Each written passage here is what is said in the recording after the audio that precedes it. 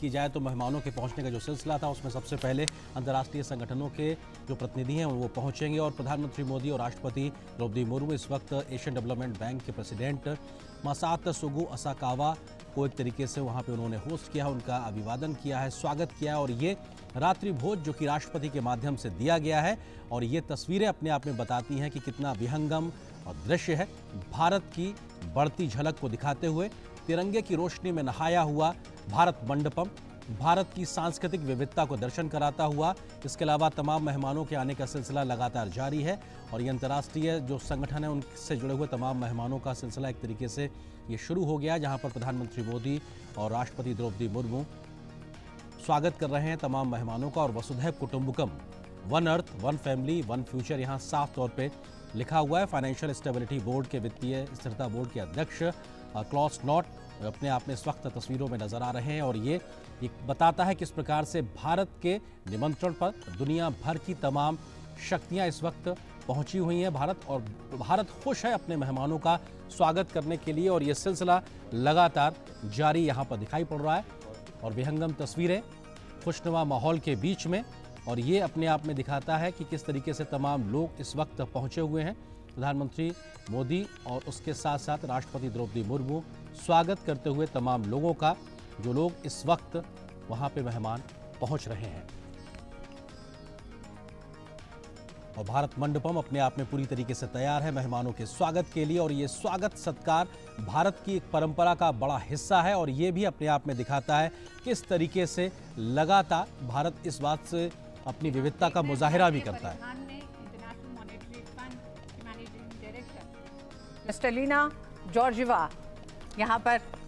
पहुंच चुकी हैं, उनका भी स्वागत किया गया। और जब ये एयरपोर्ट पहुंची थी तो ये भारतीय नृत्य के साथ कहीं ना कहीं अपने आप को आगे जोड़ती नजर आई थी। वो बेहद खूबसूरत तस्वीरें हम लोगों ने इंटरनेशनल एयरपोर्ट से भी देखी थी। जब क्रिस्टलिना जॉर्जिवा जो कि IMF की मैनेजिंग डायरेक्टर हैं वो पहुंची थी, वो स्वागत से अभिभूत नजर आई थी और भारतीयता का जो एक तरीके से प्रदर्शनी वहाँ पे थी उससे वो अभिभूत थी और उसके साथ खुद को जोड़ने से वो रोक नहीं पाई थी ऋतु। और वो अपने आप में एक बेहद खूबसूरत सी तस्वीरें थी और निश्चित तौर से ये रोशनी इस बात को इशारा करती है कि भारत न सिर्फ खुद को रोशन कर रहा है बल्कि दुनिया को रोशन करने के लिए तैयार और तत्पर नजर आ रहा है। बढ़ती हुई ये रोशनी, सतरंगी रोशनी सबको समाहित करने का संकेत और संदेश भी देती है कि किस तरीके से भारत सबके साथ समावेशित विकास को लेकर आगे बढ़ने की बात कर रहा है। ऋतु, आप जिस बात का जिक्र कर रही थी, अफ्रीकी नेशंस को G20 में स्थायी सदस्य के तौर पर शामिल करना, सबकी आवाज को मंच देना, ये भारत की सोच है और भारत हमेशा से सबको शामिल करके आगे बढ़ने का विचार को आगे बढ़ाता है। तो निश्चित तौर से ये तस्वीरें भी उस दिशा में आगे बढ़ती हैं जहां पर ये रोशन होता भारत मंडपम और यहां से निकलती रोशनी दुनिया को शायद एक आशा की किरण देगी, तब जबकि तमाम चुनौतियों के बीच में समाधान का व्यवहारिक रास्ता। और यूनाइटेड नेशंस के सेक्रेटरी जनरल एंटोनियो गुटरेस साहब इस वक्त तस्वीरों में आप देख रहे हैं, राष्ट्रपति द्रौपदी मुर्मू, प्रधानमंत्री नरेंद्र मोदी उनका स्वागत इस्तकबाल करते हुए। और निश्चित तौर से ये तस्वीरें ऐतिहासिक है भारत मंडपम से। और यूनाइटेड नेशंस के सेक्रेटरी जनरल एंटोनियो गुटरेस पहले भी भारत आ चुके हैं और उन्होंने कई मौकों पर, न सिर्फ भारत में बल्कि कई बार वैश्विक मंचों पर भारत में हो रही सामाजिक आर्थिक प्रगति और जिस प्रकार की नीतियां उसकी खुलकर तारीफ की है। 140 करोड़ की जनसंख्या वाले देश में सोशियो इकोनॉमिक पॉलिसीज के माध्यम से बड़ा परिवर्तन लाना, प्रधानमंत्री मोदी के नेतृत्व की जमकर तारीफ वो कई मंच पे कर चुके हैं। और एक बार फिर से मौका है भारत अपने मेहमानों का स्वागत करने के लिए और लगातार मेहमानों के आने का सिलसिला जारी है। ये रात्रि भोज देश की महामहिम राष्ट्रपति द्रौपदी मुर्मू जी ने आयोजित किया है। प्रधानमंत्री मोदी उनके साथ मौजूद हैं और सभी नेताओं का स्वागत करने के लिए। और ये तस्वीर अपने आप में बहुत कुछ बयां करती है, भारत, भारतीयता, इस सब का दर्शन कराती है। जी हाँ, हम देख रहे हैं कि जिस तरह से जब सुबह प्रधानमंत्री नरेंद्र मोदी स्वागत कर रहे थे सभी राष्ट्र अध्यक्षों का G20 के शिखर सम्मेलन की शुरुआत से पहले, तो जहां पे स्वागत कर रहे थे वहां जो कोणार्क चक्र था वो बताता है किस तरह से कि भारत लगातार प्रगति भी कर रहा है, भारत की संस्कृति सभ्यता को बताता है। साथ ही साथ हमने देखा जिस तरह से नटराज की मूर्ति भारत मंडपम में है वो भी भारत के उस इतिहास को ही बताती है जिसको लेकर भारत न सिर्फ तमाम मंचों पर उसकी ताकत को बताता रहा है, साथ ही साथ ये भी देखा गया है कि भारत किस तरह से इस पूरे आयोजन में भी भारत की संस्कृति और सभ्यता को दिखाता रहा। जो वर्ल्ड हेल्थ ऑर्गेनाइजेशन के डायरेक्टर जनरल है डॉक्टर टेड्रोस अदनोस घेब्रेयेसस, और ये उनकी इस वक्त प्रधानमंत्री मोदी और राष्ट्रपति द्रौपदी मुर्मू स्वागत कर रहे हैं। और निश्चित तौर से हमने देखा है कि वो पहले भी भारत आ चुके हैं और प्रधानमंत्री मोदी ने एक अपनेपन के साथ उनको एक नाम भी दिया था और वो अपने इस नाम से भी खुश थे। और हम जानते हैं कि उनके गुजरात दौरे के दरमियान दुनिया के पहले एक तरीके से पारंपरिक चिकित्सा के ग्लोबल सेंटर की शुरुआत भी हुई थी, जो भारत की परंपरागत चिकित्सा को भी दिखाता है और कैसे WHO ने अपने आप को उसके साथ जोड़ा था, वो भी अपने आप में बेहद महत्वपूर्ण। इस वक्त WHO के डायरेक्टर जनरल डॉक्टर घेब्रेयेसस इस वक्त तस्वीरों में आप देख रहे थे। G20 भारत 2023 की मेजबानी करता हुआ वसुधैव कुटुंबकम, निश्चित तौर से खुशनुमा माहौल और बेहतर एक तरीके से आबो हवा का भी कह सकते हैं, क्योंकि तमाम देशों के झंडे लहराते हुए एक दूसरे के साथ में लहराते हैं और ये इस बात का एहसास भी कराते हैं कि सब एक दिशा में एक साथ दुनिया की बेहतरी के लिए मिलकर चलने को तैयार नजर आ रहे हैं। तो निश्चित तौर से विश्व की बेहतरी के लिए जो कदम उठाने हैं वो इन झंडों के हिलते हुए उस कदम से भी देखा जा सकता है। और यहाँ पर तमाम मेहमानों के आने का सिलसिला लगातार जारी है और हम देख पा रहे हैं कि प्रधानमंत्री नरेंद्र मोदी और राष्ट्रपति द्रौपदी मुर्मू मंडपम, भारत मंडपम में पहुंच रहे मेहमानों का स्वागत कर रहे हैं। ये रात्रि भोज से पहले की तस्वीरें और निश्चित तौर से दिन भर एक बड़ा हार्डकोर डिप्लोमेसी का एक वक्त चला। उसके बाद से अब यहाँ पर हम देखेंगे किस प्रकार से हल्के फुल्के अंदाज में भी तमाम नेता आपस में बातचीत करते नजर आएंगे। और निश्चित तौर से इस भारत मंडपम की जो तस्वीर है वो अब इस पर दुनिया भर की नजरें लगी हैं।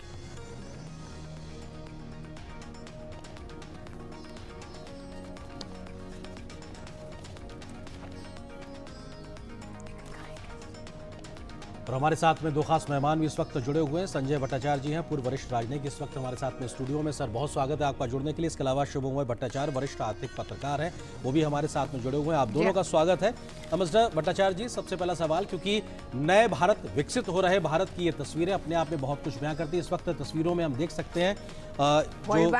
वर्ल्ड बैंक के प्रेसिडेंट हैं अजय बंगा साहब, जो कि एक तरीके से भारतीय मूल के हैं और उनके द्वारा इस प्रकार की जिम्मेदारी को निभाए जाना अपने स्पाउस के साथ में इस वक्त मौजूद, और राष्ट्रपति द्रौपदी मुर्मू, प्रधानमंत्री मोदी, उनके साथ में मौजूदगी, और ये दिखाता है कि कैसे विश्व की तमाम शक्तियों के प्रतिनिधि इस वक्त हमारे साथ मौजूद जुड़ रहे हैं भारत मंडपम में। जी संजय जी, क्या कहेंगे सर आप इन तस्वीरों को देखकर? ये एक बहुत ही महत्वपूर्ण क्षण है, क्योंकि G20 का जो लीडर्स डिक्लेरेशन कुछ ही समय पहले अडॉप्टेड हुआ था और अभी उस डिप्लोमेसी से आगे जाके अपना जो संस्कृति का बात है उसको हम आगे बढ़ाते हैं। आप देखेंगे कि G20 में इस बार अर्थशास्त्र के अलावा, राजनीतिक के अलावा जो हमारा जो कल्चरल पिलर है उसके ऊपर भी काफ़ी अहम महत्व दिया गया है। और ये एक वैसा ही प्रतीक है जो कि भारत बहुत मशहूर है अपने सिविलाइजेशन के लिए, अपने कल्चर के लिए, और ये एक वैसा मौका है जिसमें हम अपने आए हुए अतिथियों को उसका एक झलक दिखा पाए। बिल्कुल, जिस बात का आप जिक्र कर रहे हैं, भारत मंडपम पूरी तरीके से सजा हुआ है, रोशनी में नहाया हुआ है। और ये यहाँ पर मिस्र के राष्ट्रपति अब्दुल फतेह अल सीसी, जो कि हमारे भारत की G20 प्रेसिडेंसी में आमंत्रित देशों की श्रेणी में मिस्र के राष्ट्रपति इस वक्त पहुंचे। हम जानते हैं कि मिस्र की कुछ दिनों पहले प्रधानमंत्री मोदी ने यात्रा की थी और उस यात्रा के दरमियान दोनों ही देशों के बीच में संबंधों को आगे बढ़ाने के लिहाज से ये बेहद महत्वपूर्ण मौका था। और कुछ समय में ही तमाम नेताओं की फिर से मुलाकात होना ये बढ़ते हुए संबंधों की गहराई को भी दर्शाता है। सर आप किस तरह से देखते हैं, कम समय में जब नेता एक दूसरे से मिलते हैं तो उसका एक ज़्यादा इम्पैक्ट नजर आता है? भट्टाचार्य जी, प्रेसिडेंट सीसी को देखकर मुझे बेहद खुशी हुई, क्योंकि मैं मिस्र में राजदूत रहा हूँ और हमारे जो संबंध है वो बहुत ही निकट और घनिष्ठ और मजबूत है। अभी कुछ दिन पहले हम लोगों ने उसको एक स्ट्रेटेजिक पार्टनरशिप का भी रूप दिया। मिस्र, सऊदी अरेबिया, एमिरेट्स, जो कि 3 बहुत ही महत्वपूर्ण अरब राज्य के प्रतिनिधि हैं, इस G20 में जब भाग ले रहे हैं, मिस्र एक इनवाइटी के रूप में और एमिरेट्स भी वैसे ही, तो ये हमें ये भी दर्शाता है कि भारत का जो इन इलाकों के साथ बहुत एक पुराना ऐतिहासिक रिलेशनशिप है, जो G20 से काफ़ी पुराना है और जो अपने ग्लोबलाइजेशन का जो किस्सा है उससे भी बहुत पुराना है, और कैसे एक तरफ से बायलैटरल का प्रगति होता है, रीजनल का रिलेशंस बनते हैं, और ग्लोबलाइजेशन की और हम लोग ग्लोबल साउथ का एक वॉइस बन जाते हैं। जी हाँ, ये तस्वीरें जो हैं, ये तस्वीरें बहुत कुछ कहती हैं। जिस तरह से हम देखते हैं कि जो भारत का एक जो भाव है अतिथियों के प्रति, वो प्रधानमंत्री के उस पूरे एक तरह से अंदाज में दिखाई देता है। बिल्कुल, और ये जो तस्वीरें हैं, क्योंकि हम प्रधानमंत्री और राष्ट्रपति के पीछे देख पा रहे हैं नालंदा की वो तस्वीर है, और ये भी भारत अपने आप से इस बात को दुनिया के सामने रख रहा है कैसे 5 से 12वीं सदी तक लगातार ये ऑपरेशनल था, और लोकतांत्रिक व्यवस्थाओं के माध्यम से, या कहा जाए शैक्षणिक व्यवस्थाओं के माध्यम से समृद्ध भारत की जो एक दुनिया तक एक छवि पहुंची थी, उसका एक बड़ा तरीके से कहा जा सकता है नालंदा उसकी एक प्रतिकृति रहा है। सर, किस तरह से आप देखते हैं, जब ये सिंबॉलिक ही नहीं होता, ये अपने आप में बेहद महत्वपूर्ण होता है, क्योंकि जब आप नालंदा का एक बैकड्रॉप रखते हैं पीछे, आप दुनिया को क्या संदेश दे रहे हैं? ये आप तो जानते होंगे कि नालंदा शायद विश्व का सबसे पुराना यूनिवर्सिटी रह चुका है जी। नालंदा, विक्रमशिल, तक्षशिला, ये ऐसे यूनिवर्सिटीज थे जहाँ पे देश विदेश से, पूर्व से चीन, जापान, कोरिया, उस इलाकों से, और फिर पश्चिम से जहाँ की अरब देश अभी हैं, वहाँ से लोग यहाँ पे आते थे अध्ययन के लिए। और उस समय इतना एक कंपटीशन था कि नालंदा में कैसे वो लोग एडमिशन पाए, और उस समय का जो हमारा विज्ञान था, अपना जो फिलॉसफी था, जो हिस्ट्री का जो डायलेक्टिक्स था, उसका जो अध्ययन होता था, वो सारे विश्व में प्रभाव किया हुआ है जी। आज अगर आप देखें कि साउथ ईस्ट एशिया का जो राज्य है, जहाँ पे हिंदू और बौद्ध धर्म का बहुत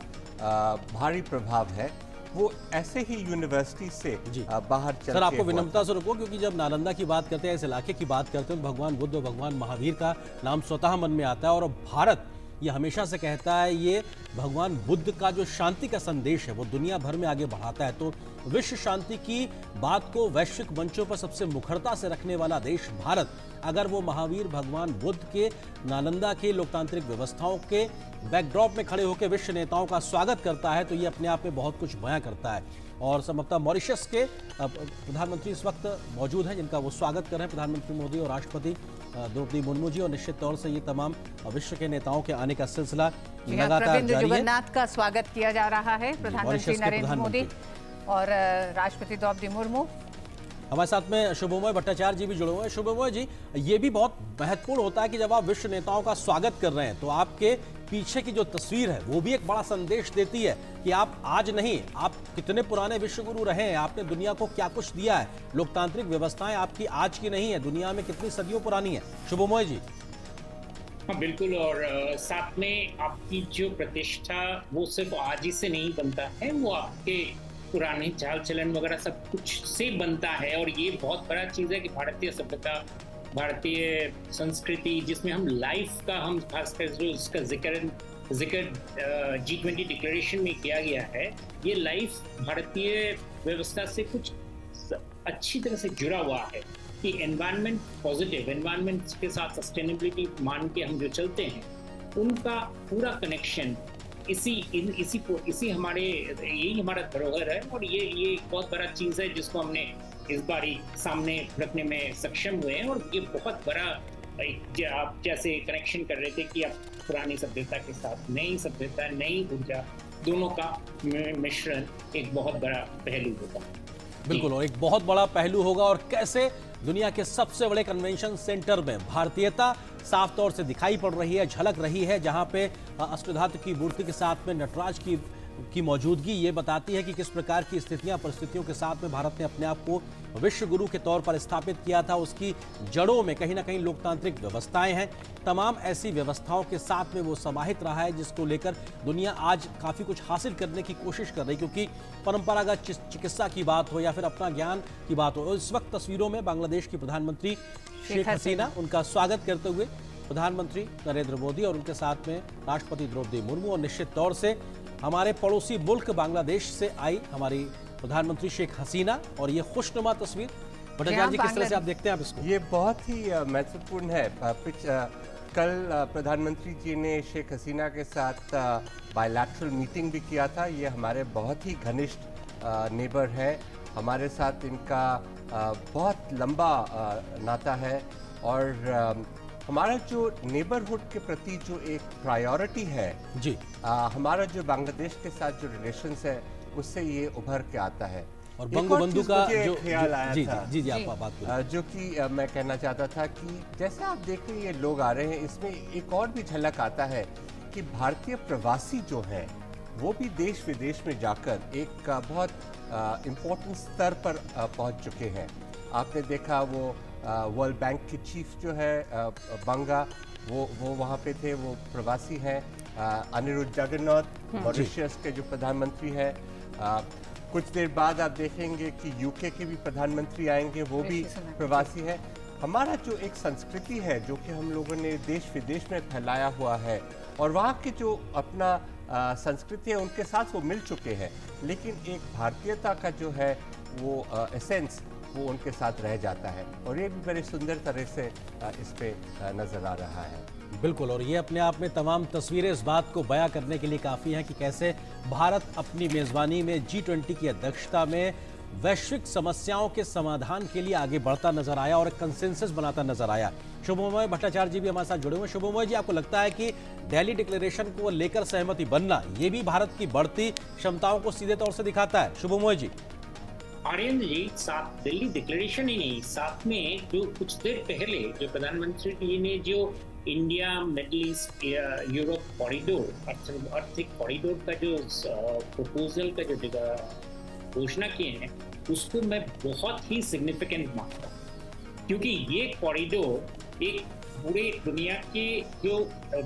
शुभमोय जी, हम अपने दर्शकों को ये भी बताते चल रहे हैं कैसे कैसे करके एक एक मेहमान पहुंच रहे हैं। सिंगापुर के प्रधानमंत्री इस समय पहुंच चुके हैं और प्रधानमंत्री हर अपने उस मेहमान को, पहुंचने वाले मेहमान को ये जरूर बता रहे हैं कि ठीक उनके बैकड्रॉप में जो नालंदा विश्वविद्यालय है इसका इतिहास किया है, किस तरह से इसको नष्ट किया गया और भारत की शिक्षा के क्षेत्र में जो ताकत थी उसको लगातार प्रधानमंत्री अपने हर मेहमान से साझा कर रहे हैं। हमारे साथ स्टूडियो में जो तस्वीरों में हमने देखा कि अभी सिंगापुर के प्रधानमंत्री ली शिएन लूंग थे और प्रधानमंत्री मोदी ने और राष्ट्रपति द्रौपदी मुर्मू ने उनका स्वागत किया, इस्तकबाल किया। और निश्चित तौर से ऋतु, आप जो बात कह रहे थे कि वो बैकड्रॉप अपने आप में मायने रखता है। आप एक इतना बड़ा जब इवेंट करते हैं तो आपको भारत की विविधता को दिखाना होता है। G20 की तमाम बैठकों के दरमियान हमने अपने तमाम शहरों में बैठकें की, लेकिन शिखर सम्मेलन दिल्ली में हो रहा है। बावजूद उसके हम अपने इतिहास से, अपनी संस्कृति से तमाम शिखर नेताओं को रूबरू करा रहे हैं। ये भी अपने आप में बेहद महत्वपूर्ण है। एम्बेसडर भट्टाचार्य, क्या आपको लगता है कि भारत ने जिस तरह से भारत मंडपम का जो पूरा एक तरह से तैयार किया है, उसमें नटराज की मूर्ति, सुबह ओडिशा का कोणार्क चक्र और अब नालंदा विश्वविद्यालय, भारत अपने उस इतिहास को भी इस दुनिया को दिखाना चाहता है, उस समृद्ध इतिहास को जिसमें शिक्षा, संस्कृति, परंपरा, सनातन सब कुछ समाहित है और विश्व कल्याण के लिए हर चीज का इस्तेमाल किया गया। ये G20 का जो प्रोसेस हुआ है, ना सिर्फ शिखर सम्मेलन, लेकिन इससे पहले भी जितने सारे मीटिंग्स हुए हैं, इसमें बहुत सारे अनोखे रूप नजर आए हैं पहली बार। और ये भारत ने इसको दिखाया है कि हमारा जो डेमोक्रेटाइजेशन है अपने देश में, एक जो स्पिरिट ऑफ इंक्लूजन है, हमारा जो इंक्लूसिव डेवलपमेंट है, हमारा जो पार्टिसिपेशन है, वो चाहे युवा का हो, नारी का हो, ये सब अपना हम G20 में सारे विश्व में फैलाना चाहते हैं। और ये एक मिसाल के उदाहरण के तौर पे हम दिखा रहे हैं। हमारा जो संस्कृति बहुत ही समृद्ध है, बहुत ही इंस्पिरेशनल है और इससे पीछे भी, जैसे कि मैं कह रहा था कि साउथ ईस्ट एशिया में, अरब राज्यों में, यूरोप का जो एनलाइटनमेंट हुआ वो भी इसी विज्ञान का डेवलपमेंट से हुआ। तो ये जो हम शेयर कर रहे हैं आज, ये एक महत्वपूर्ण चीज़ है, क्योंकि ये हम लोग पहली बार G20 का प्रेसिडेंसी है। एक जो निराशा का दौर था कोविड के वजह से, इकोनॉमिक सिचुएशन में डाउनटर्न के वजह से प्रगतिशील देशों में, उसमें हम एक होप की आशा,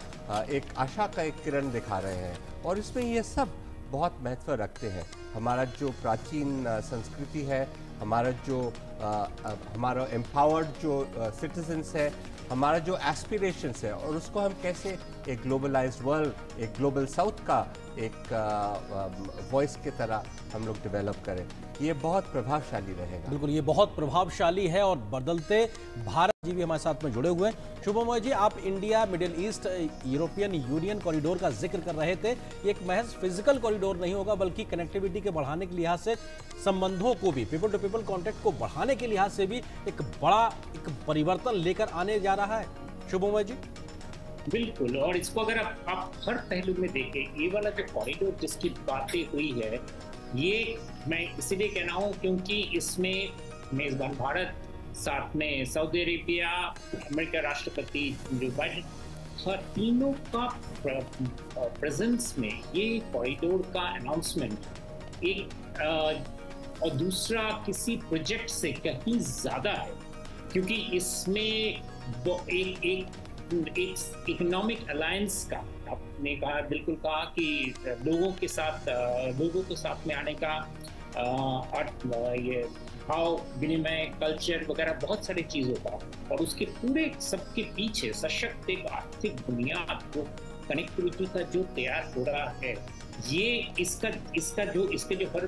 जो हर स्टेप्स हैं वो आने वाले दिनों में हमको दिखेंगे। और मैं समझता हूँ क्योंकि इसके पहले कुछ और कॉरिडोर्स की बात हुई थी हमारे प्रतिवेशी राज्यों वगैरह ने, जिसकी वजह से दुनिया में काफी डिस्टर्बेंस आया था, उसको काउंटर करते हुए ये कॉरिडोर की जो घोषणा है, मैं मानता हूं कि दिल्ली डिक्लेरेशन के साथ साथ इसका भी बहुत बड़ा अहमियत है, क्योंकि इससे आप अगर इसका कल्पना कीजिए, अगर हम रेल लिंक की ही बात करें या फिजिकल कोई भी कॉरिडोर की बात करें, तो ये किन देशों के बीच में से जा रहा है और उससे भारत क्या मैसेज, क्या संदेश दे रहा है दुनिया को कि this is not the era of war जी, उसका एक बहुत बड़ा सशक्त रूप में देशों को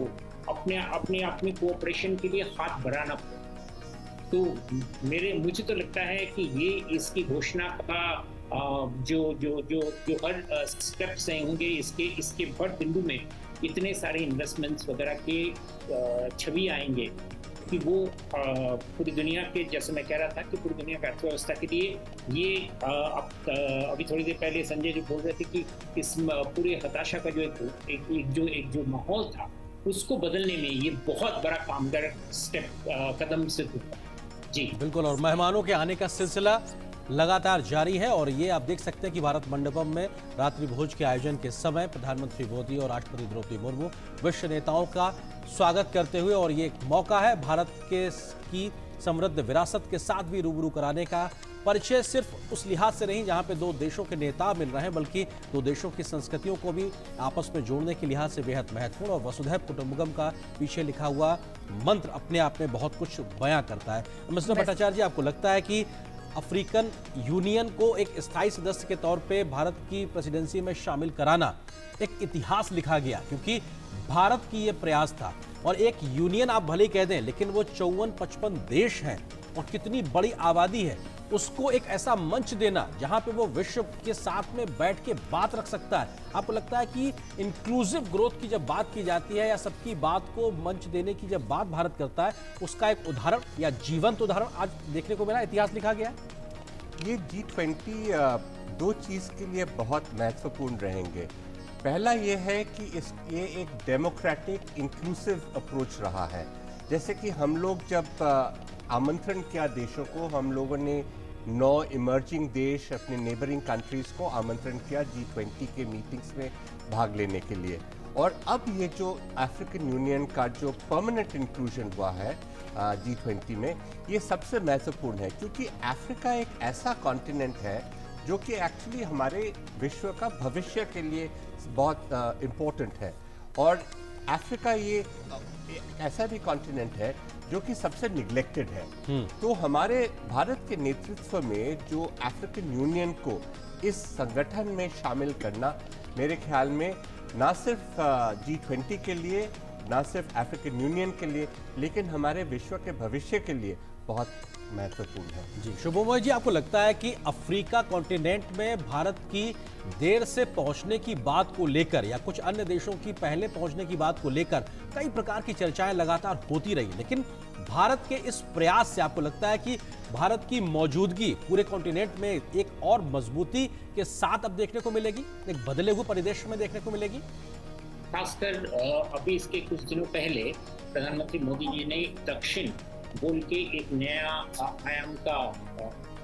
घोषणा किए थे, जिसमें उन्होंने बताया था कि वो किस तरीके से ग्लोबल साउथ के जो देश हैं उनके बीच में आपसी तालमेल, आपसी नॉलेज शेयरिंग का जो एक माहौल तैयार होगा उसका कैसा रूपरेखा वो चाहते हैं।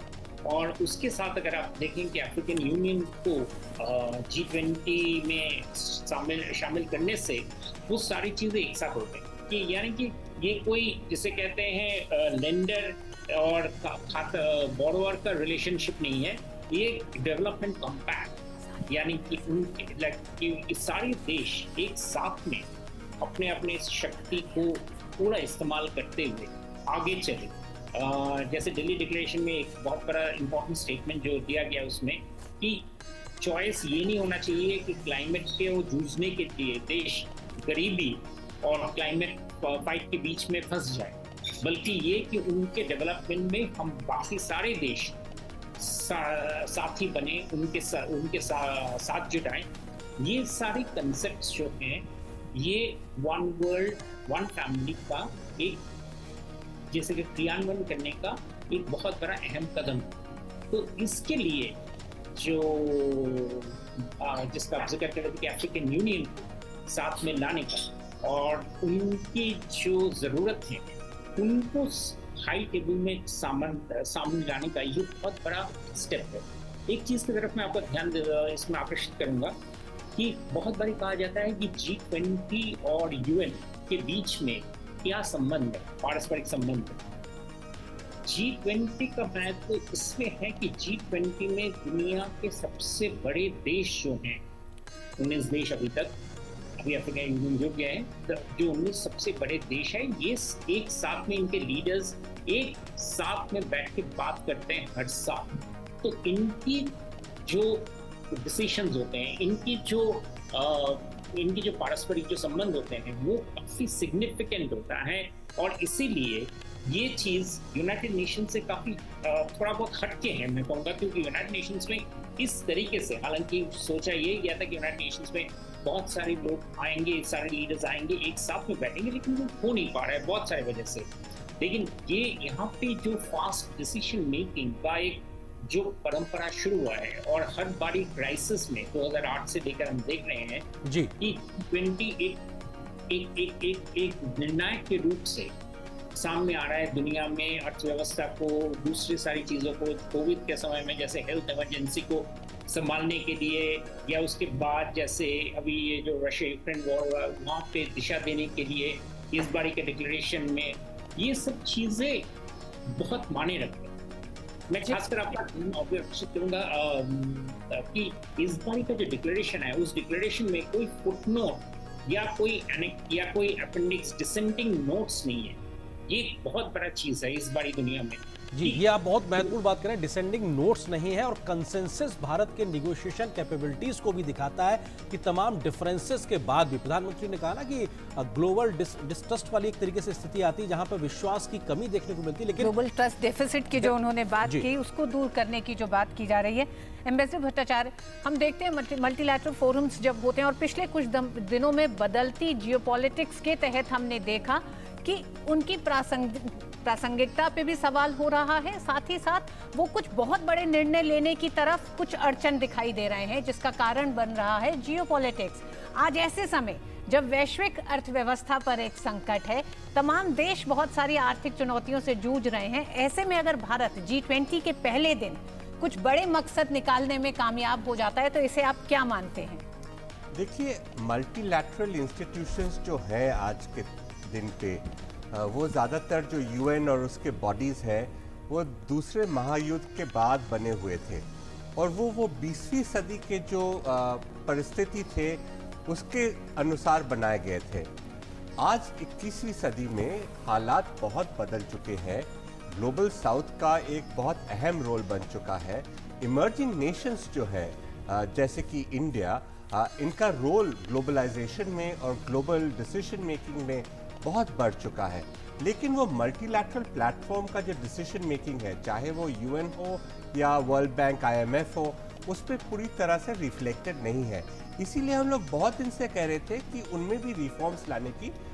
आवश्यकता है। G20 का भी आप अगर शुरुआत देखें, वो G7 से G20 बना था, और इसलिए बना था क्योंकि G7 वो फाइनेंशियल क्राइसिस, इकोनॉमिक क्राइसिस जो हो रहे थे 20वीं सदी के एंड में, उनको वो सही करने के लिए सक्षम नहीं थे। और उन्होंने रियलाइज किया था कि जो इमर्जिंग नेशंस है, इमर्जिंग इकोनॉमीज है, उनके साथ उनको मिलना चाहिए। तो ये एक जो सहयोग का जो दौर शुरू हुआ था, ये अभी जो, क्योंकि हम ग्लोबल साउथ के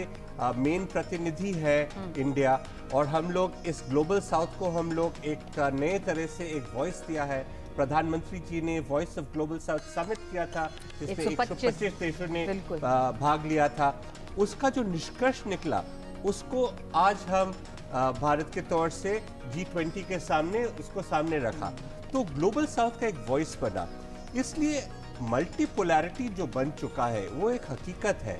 लेकिन मल्टीलैटरलिज्म जो है उसके अनुसार अभी तक नहीं बदला है। तो ये अभी फ्लक्स का सिचुएशन है, अभी बदलाव का सिचुएशन है, जहां की मल्टीपोलैरिटी से पुश हो रहा है कि ग्लोबल साउथ, बाकी इमर्जिंग नेशंस जो है, उनका वॉइस का अहमियत दिया जाए, और मल्टीलैटरलिज्म को उसके अनुसार बदलना है, रिफॉर्म करना है। यह बहुत ही इंटरेस्टिंग सिचुएशन है, और इस वजह से आज जो इंडिया का प्रेसिडेंसी है, सबसे महत्वपूर्ण हम कहेंगे ऑर्गेनाइजेशन जो कि G20 जर्मनी के चांसलर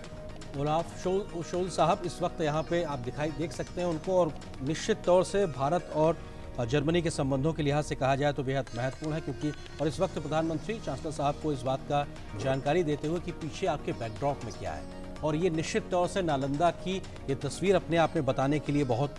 कुछ काफ़ी अपने आप में बयां करती है कि किस तरीके से भारत सदियों पुराना एक विश्व गुरु का जो उसको तमगा मिला हुआ है वो ऐसे ही नहीं है। लोकतांत्रिक जड़ें मजबूत रही हैं, तमाम प्रकार की एक परिस्थितियां ऐसी रही हैं जिसकी वजह से आज भारत को इस मुकाम तक लाने में उसकी लोकतांत्रिक जड़ों का एक बड़ा रोल है। बिल्कुल नरेंद्र, और नालंदा विश्वविद्यालय अगर ये बताता है कि कितनी समृद्ध भारत की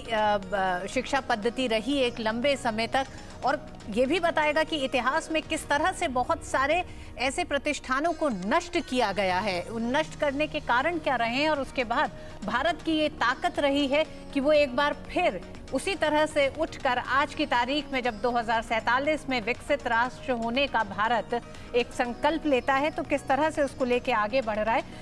एम्बेसडर भट्टाचार्य, हम बात कर रहे थे G20 में जो आज का दिन रहा, उसमें जो तमाम सफलताएं सामने आई हैं, इकोनॉमिक कॉरिडोर जो लॉन्च किया गया है, क्या आपको लगता है कि दुनिया के तमाम ऐसे दो देश इस समय बहुत सी आर्थिक चुनौतियों से जूझ रहे हैं, जिसमें कर्ज का संकट और उस जाल में फंसने का एक डर, और कुछ देश ऐसे जो फंस चुके हैं, उनके निकलने के रास्ते के तौर पर भी इस मंच ने, क्योंकि ये आर्थिक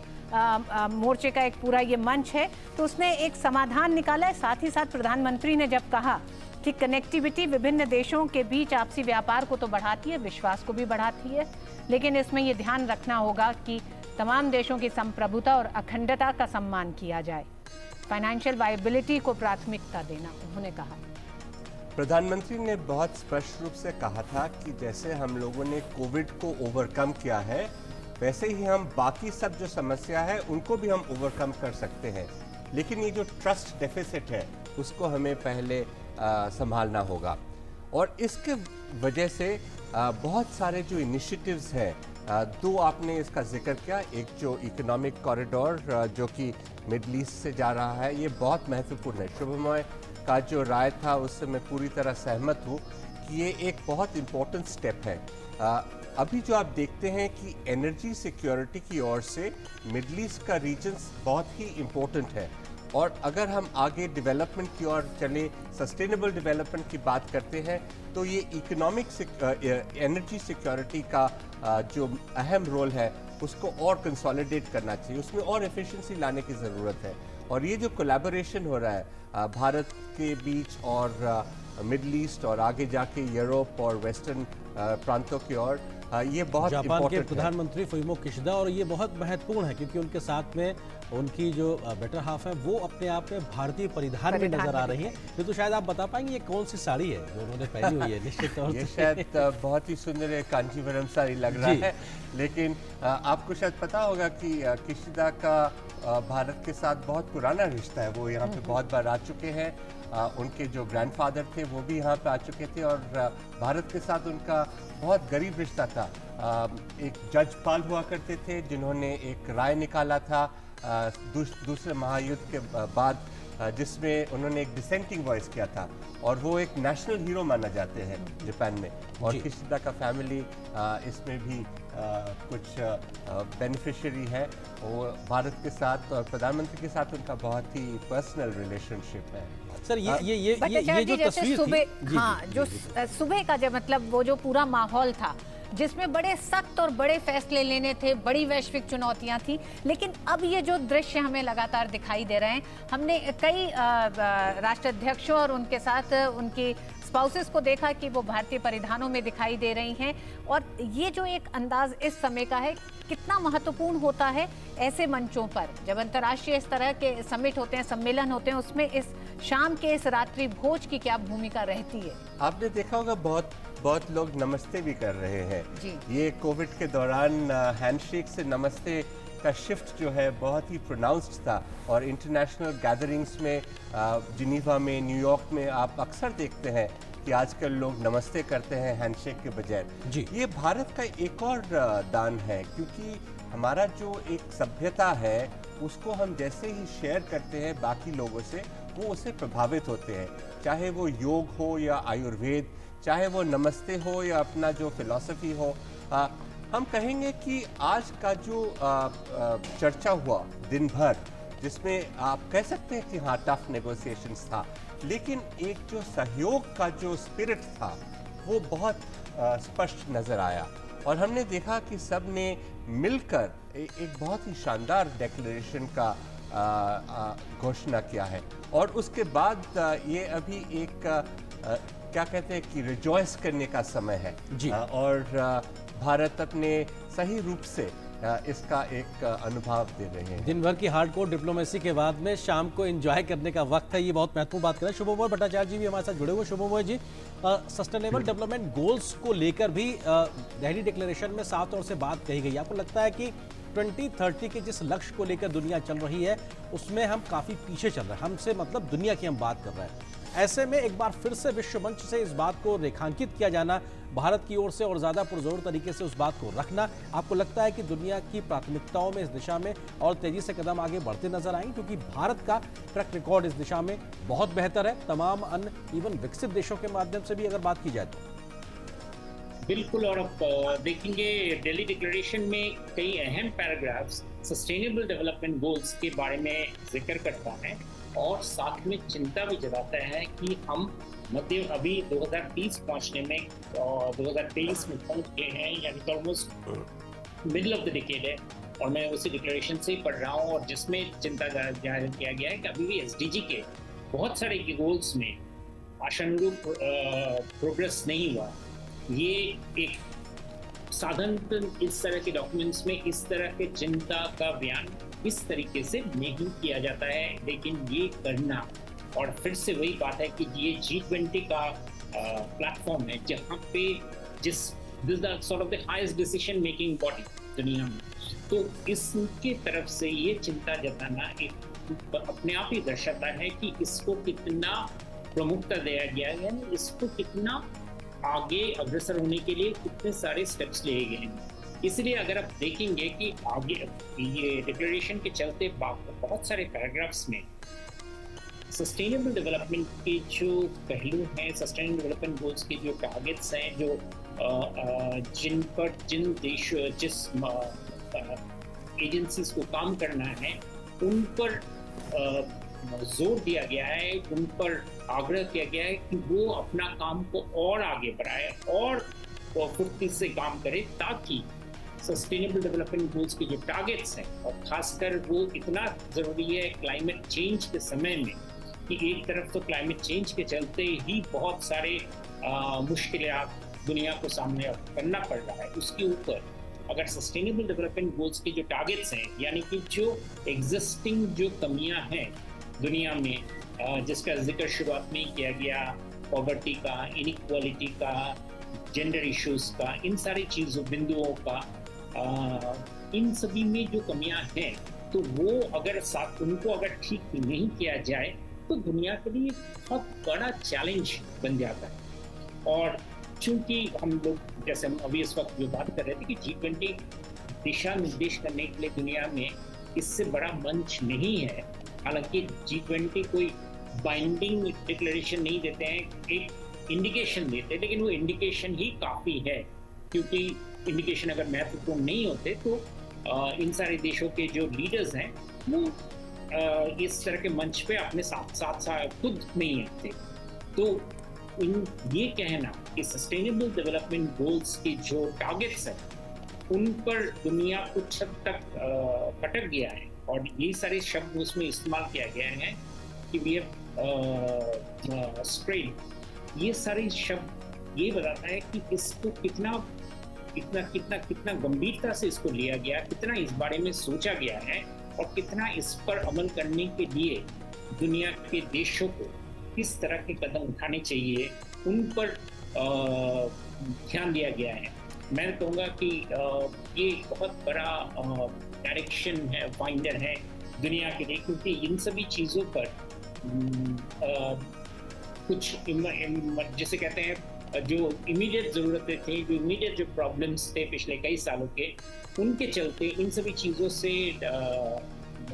जो इन तरफ जो प्रगति है उसका जोर काफ़ी कम हो गया है। और इसीलिए दिल्ली डिक्लेरेशन में, डॉक्यूमेंट में इनका इस तरीके से बड़ी डिटेल में इनके बारे में वर्णन, इनके बारे में क्या क्या कदम उठाने चाहिए, उसका प्रिस्क्रिप्शन, इन सारी चीज़ बहुत ज़रूरी है। एक्चुअली मैं ये कहूँगा कि दिल्ली डिक्लेरेशन की ये इस बारे का जो डॉक्यूमेंट है वो अपने आप में काफ़ी सिग्निफिकेंट डॉक्यूमेंट है दुनिया के लिए। संजय भी जिसका जिक्र कर रहे थे कि इस बार का जो डॉक्यूमेंट है वो डॉक्यूमेंट ये बताता है कि बहुत सारे शॉर्ट स्टेप्स के बाद, पहले काफ़ी सालों बाद एक दुनिया को फिर से एक डायरेक्शन फाइंडर के हिसाब से ये डॉक्यूमेंट सामने है। ये सिर्फ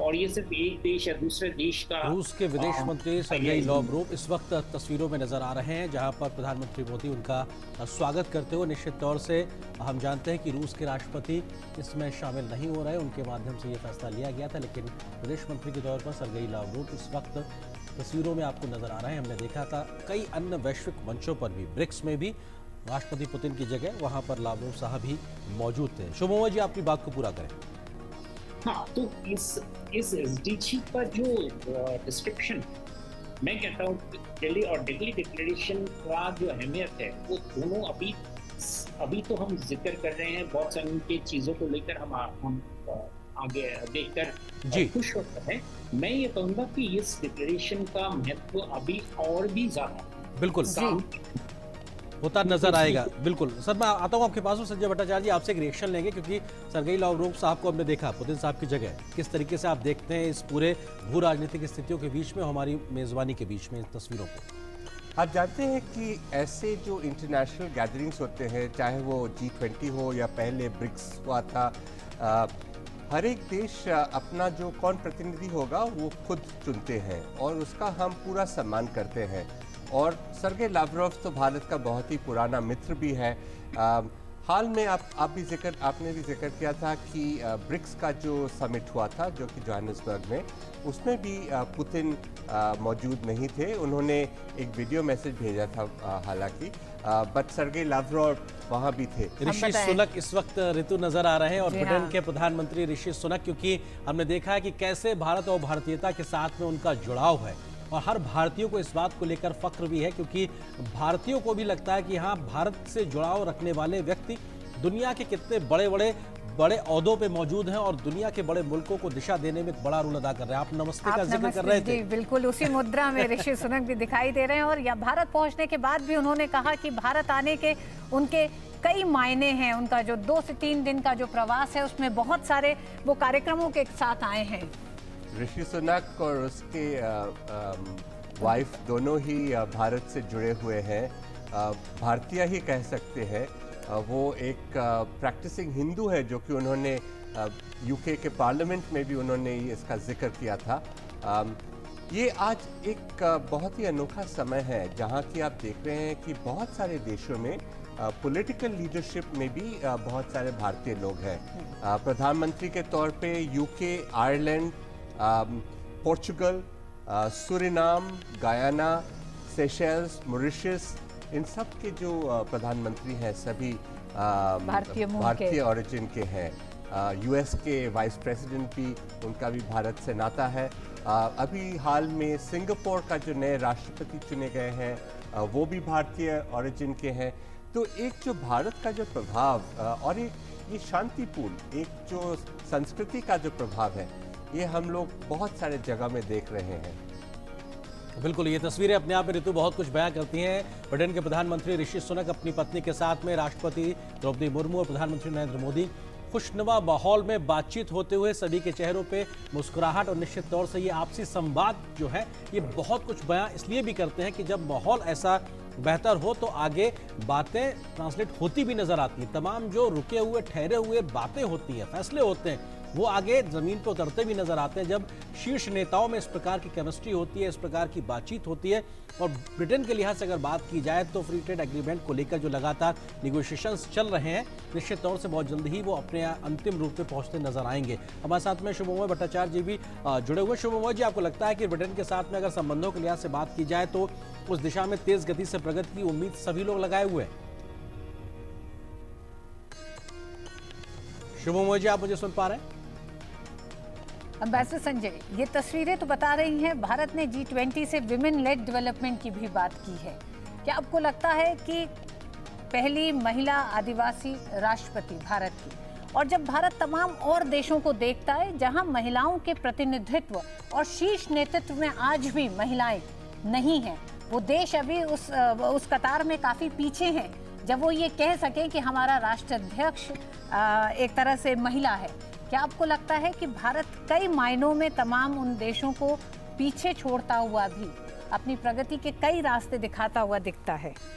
हमारे जो डेवलपमेंट का प्रोसेस था, इसमें इंक्लूजन एक बहुत महत्वपूर्ण अंश था। और इंक्लूजन जब हम कहते हैं वो हम हर एक तरह से इंक्लूजन की बात करते हैं, जेंडर का भी कहते हैं, महिलाओं का उनमें आना बहुत ही अनिवार्य था। और आज जो हम देखा है कि ये दिल्ली डिक्लेरेशन में इसका स्पष्ट जिक्र किया गया है। 2 पैराग्राफ में इसके बारे में कहा गया है। एक था कि जो वुमेन रिप्रेजेंटेटिव्स है बिजनेस में, इंटरनेशनल ऑर्गेनाइजेशंस में, पॉलिटिकल ऑर्गेनाइजेशंस में, उनको और बढ़ाना चाहिए। और एक ऐसा इनफॉर्मल एक टारगेट भी रखा गया है कि हाल में हमको इसको और आगे लेना चाहिए। ये तो सबको पता है कि जब नारी को हम लोग उनका सही दर्जा देते हैं तो समाज का कल्याण होता है। और आज शुरुआत में भी जब प्रधानमंत्री जी ने G20 का इनॉग्रेशन किया था, उन्होंने एक जिक्र किया था कि एक स्तंभ के बारे में जहां पे समाज कल्याण, और समाज कल्याण का मूल नारी से आता है। और ये भारतीय परंपरा है, ये तो हमारा पुराना रिवाज है कि नारी को सेंटर में रखना। बिल्कुल, और ये कहीं ना कहीं भारत की विविधता को भी दर्शाता है, क्योंकि भारत भौगोलिक रूप से ही नहीं बल्कि तमाम तरह की संस्कृतियों के समावेश के साथ में भी भारतीयता को समाहित करके आगे बढ़ने का नाम है। भारत वसुधैव कुटुंबकम की बात करता है, मेहमान भगवान समान है, और किस तरीके से पूरी पृथ्वी को एक घर परिवार के तरीके से मानने की भावना के साथ जब हम आगे बढ़ रहे हैं, वसुधैव कुटुंबकम का मंत्र हमने समाहित किया हुआ, one earth one family one future की हम बात करते हैं। ऐसे में जो सामाजिक चुनौतियां, आर्थिक चुनौतियां, राजनीतिक चुनौतियां दुनिया के सामने है, कैसे उसका एक समाधान दिया जाए। दिन भर हार्डकोर डिप्लोमेसी होती है, लेकिन पहला सत्र खत्म होने से पहले ही एक सहमति बनती नजर आती है। प्रधानमंत्री घोषणा करते हैं कि दिल्ली डिक्लेरेशन को लेकर लीडर्स के बीच में सहमति बनी है। ये कहीं ना कहीं प्रधानमंत्री की लीडरशिप को भी दर्शाता है। अमृता भट्टाचार्य जी, आपको लगता है कि इन तमाम निगोशिएशंस के बाद में जब सहमति हुई है, तो कहीं ना कहीं भारत के बढ़ते कद रसूख को भी दिखाता है, प्रधानमंत्री के बढ़ते एक वैश्विक नेता के तौर पर स्वीकार्यता को भी दिखाता है, और जब हमारा एक प्रभाव बढ़ता है तो दुनिया का हमको देखने के प्रति एक नजरिया भी पॉजिटिव तरीके से बदलता है। आपको लगता है कि ये तमाम बातें आज के द्वारा जो कुछ भी हुआ उससे परिलक्षित होती है, दिखाई पड़ती है? आप अगर इस बार का न्यू दिल्ली डिक्लेरेशन को देखें, और पहले भी इसका जिक्र हुआ था कि इसमें कोई रिजर्वेशंस नहीं है, कोई ऑब्जेक्शंस नहीं है, ये एक यूनानिमस कंसेंसस बेस्ड डॉक्यूमेंट है। ये ऑब्वियसली एक हमारा जो डिप्लोमेसी का, हमारे नेगोशिएशंस का, हमारे लीडरशिप का एक प्रतीक है। अब देखिए, पिछली बार जब बाली में डिक्लेरेशन रुक गया था, दो मसले थे। एक था डेट के बारे में और दूसरा था यूक्रेन के बारे में। डेट के बारे में मसला नहीं सुलझा और उसमें एक रिजर्वेशन लिखा गया था। और यूक्रेन के बारे में आपको याद होगा कि प्रधानमंत्री जी ने जब कहा कि ये ईरा युद्ध का ईरा नहीं है, और उससे फिर वो डिक्लेरेशन फिर कंसेंसस में पहुंचा। इस बार भी आप कह सकते हैं कि हमारा जो भारत का जो नेतृत्व है, उसके वजह से ये प्रभाव आया G20 के बाकी मेंबर्स पर कि एक दिल्ली डिक्लेरेशन को फॉरवर्ड लुकिंग, एक होपफुल आशा का एक ये इंडोनेशिया के राष्ट्रपति जोको विडोडो साहब इस वक्त यहाँ मौजूद है, क्योंकि प्रधानमंत्री अभी आसियान देशों में पहुंचे थे, और वहां पर इंडोनेशिया क्योंकि आसियान का चेयर था, तो प्रधानमंत्री मोदी का स्वागत किया गया था। आसियान इंडिया शिखर सम्मेलन हुआ, उसके बाद में ईस्ट एशिया शिखर सम्मेलन की मेजबानी इंडोनेशिया ने की थी। प्रधानमंत्री मोदी इतने व्यस्त कार्यक्रम के बीच में भी समय निकाल के पहुंचे थे, और उसके बाद वहां से वापस आए अब तमाम मेहमानों की मेजबानी करने के लिए। संजय भट्टाचार्य जी, आप हमारे साथ जुड़े, बहुत बहुत शुक्रिया आपका हमारे साथ जुड़ने के लिए, वक्त साझा करने के लिए। लेकिन इस बीच में एम्बेसडर राजीव कुमार भाटिया जी भी हमारे साथ में जुड़ गए हैं, खास मेहमान। सर, बहुत स्वागत है एम्बेसडर भाटिया आपका हमारे साथ जुड़ने के लिए। ये तस्वीरें लगातार जो आगे बढ़ती दिखाई पड़ रही है, मेहमानों के आने का सिलसिला और इंडोनेशिया के राष्ट्रपति की मौजूदगी, भारत आसियान संबंध, अभी हाल में ही प्रधानमंत्री की यात्रा, ये भी हमारे लिए एक बड़ा लुक ईस्ट की से आगे बढ़ते हुए एक्ट ईस्ट की पॉलिसी को दिखाता है। मिस्टर भाटिया। जी हाँ, ये आपने जो इस समय बात की है मुख्य रूप से G20 की, मगर साथ ही साथ आप उसमें बीच में हमारे दक्षिणी पूर्व एशिया में जो प्रधानमंत्री की यात्रा हुई थी उसके बारे में ले आए। बड़ा अच्छा किया है, क्योंकि देखा जाए तो पिछले 10-12 दिनों में इस समय जो पॉलिटिकल लीडरशिप का और इंडियन डिप्लोमेसी का जो स्पेक्ट्रम पूरा का पूरा क्षेत्र देखने को मिला है, वो वास्तव में सराहनीय है। सबसे पहले ये यात्रा शुरू हुई ब्रिक्स में, जहाँ पर प्रधानमंत्री जी गए और वहाँ पर बड़े अहम फैसले लिए गए, खासतौर से ब्रिक्स को एक्सपेंड करने का, यानी उसको बढ़ाने का। उसके पश्चात, जैसा आपने स्वयं कहा, दूसरी बार ये बहुत ही सराहनीय बात रही और दक्षिण पूर्व एशिया के देशों को बहुत अच्छा लगा कि अपने घर में इतनी बड़ा सम्मेलन होने जा रहा था 9 और 10 को, फिर भी प्रधानमंत्री 7 तारीख को एक 24 घंटे की तकरीबन यात्रा करते हुए जकार्ता पहुंचे और वहां पर भी उन्होंने एक महत्वपूर्ण भूमिका निभाई। और उसके पश्चात अब जब यहाँ पर आए और 2 दिन का सम्मेलन था और बहुत विशेषज्ञ, पत्रकार इत्यादि ये कह रहे थे कि साहब बड़ी मुश्किल हो रही है और समझौता होगा कि नहीं होगा, होगा भी तो बिल्कुल अगले दिन, दूसरे दिन, आधी रात के समय होगा। उन सब बातों को झुटलाते हुए, उन सब बातों को असत्य जाहिर करते हुए, पहले ही दिन दोपहर में सारी बातों को देखते हुए नई दिल्ली घोषणा पत्र जारी कर दिया गया है। ये मैं समझता हूँ अपने आप में एक बहुत महत्वपूर्ण कदम है। एम्बेसडर भाटिया, आपने जिक्र किया कि इस बात का कि दिल्ली डिक्लेरेशन को लेकर जिस तरह के कयास भी लगाए जा रहे थे या फिर मीडिया में जो खबरें आ रही थी, क्या आप इसको मानते हैं भारत की एक सफल कूटनीति तमाम देशों के साथ जो संबंध है और विश्व कल्याण का संदेश जो समय समय पर भारत ने दिया, वो कोविड का दौर रहा। कोविड के दौर के बाद जिस तरह से फूड सिक्योरिटी को लेकर जो एक समस्या देश के सामने, दुनिया के सामने आई, उसमें भारत एक वैश्विक हल के तौर पर सामने आया। क्या ये तमाम वो प्रयास रहे जिसने भारत की उस भूमिका को और मजबूत किया और आधार दिया, जिस पर आज दिल्ली डिक्लेरेशन पर सहमति तमाम देशों की सामने आई? मैं इस बात को मानता हूं और मैं ये कहना चाहूँगा कि इन चीज़ों को हम दो पहलुओं से देख सकते हैं, राजनीतिक दृष्टि से और आर्थिक मुद्दे जो कि G20 का मुख्य काम है उस दृष्टि से। तो राजनीतिक दृष्टि से भारत का जो इस समय दृष्टिकोण है वो वास्तव में एक मिडिल पाथ को फॉलो करने का रहा है, और ये खास तौर से जब यूक्रेन का युद्ध हुआ तो उस समय देखा गया था, और आज उसका नतीजा है कि हम रूस का समर्थन प्राप्त कर सके। रूस को कभी भी हमने कितना ही प्रेशर पड़ा दिल्ली के ऊपर, भारत के ऊपर, मगर उसको हमने उसकी पब्लिक रूप में आलोचना नहीं करी। जो कुछ भी हमें उससे कहना था हमने अंदरूनी तरीके से कहा, और साथ ही साथ ये कहा कि रूस एक बड़ा देश है, हमारा मित्र है, उसकी हम आलोचना नहीं कर सकते। उसका जवाब ये हुआ कि आज रूस ने जब ये देखा कि भारत के लिए, G20 के लिए, दुनिया के लिए ये घोषणा पत्र जारी करना ज़रूरी है, तो उन्होंने अपना सहयोग दर्शाया। और जो ही उन्होंने अपना सहयोग दर्शाया, दूसरा देश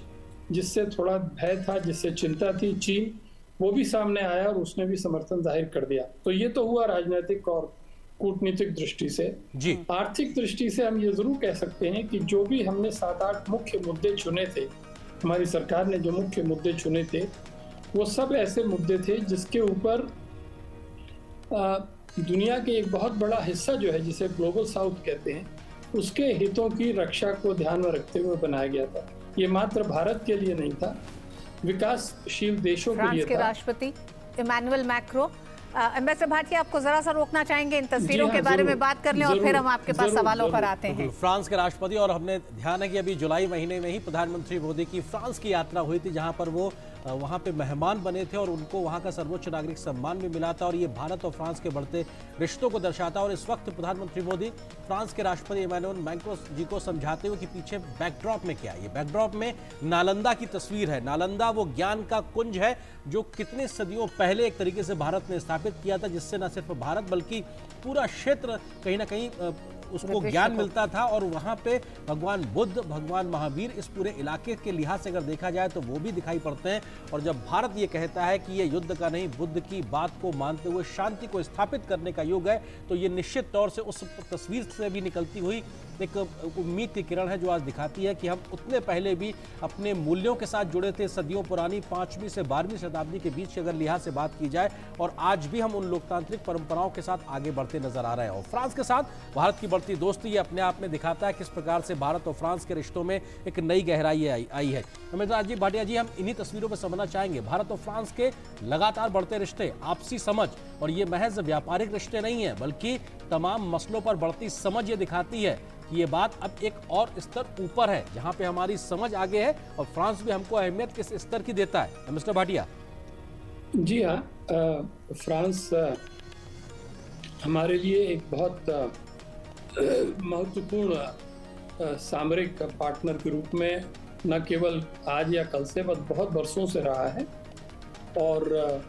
उसका मुख्य कारण यही है कि दोनों देश, फ्रांस और भारत, हमेशा ये मानकर चलते रहे हैं कि दुनिया में हमेशा मल्टीपोलैरिटी को बढ़ावा दिया जाना चाहिए, और जो भी देश हैं वो अपनी विदेश नीति को स्वतंत्रता से उसको बना सकते हैं और उसका कार्यान्वयन कर सकते हैं। तो ये एक ऐसा बड़ा